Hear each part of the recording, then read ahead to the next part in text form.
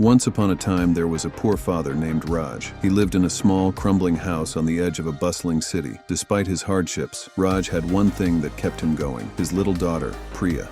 She was his world, and he would do anything to see her smile. Raj worked long hours as a street vendor, selling handmade trinkets. The days were tough, and often there wasn't enough food to fill their plates, but Raj never let Priya see his worries. Every night after the long workday, he would sit with her and tell her stories of faraway lands and heroes, even though he was too tired to dream himself. One cold evening, Priya came home from school with a small drawing she had made, a picture of a house with a big garden surrounded by flowers. "Papa," she said, "one day, can we live in a house like this?" Raj smiled, though his heart ached. He tucked the drawing into his shirt pocket and said, "Of course, my dear, we'll get there together."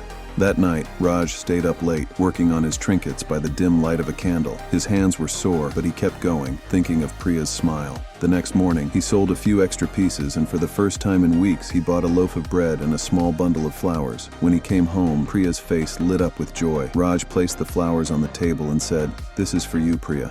Our dreams are closer than we think." Though their life was still far from easy, Raj knew that as long as they had each other, they could overcome any challenge. The love of a father was the greatest gift he could give, and no matter how poor he was, that would always be enough. And so they held on to each other day by day.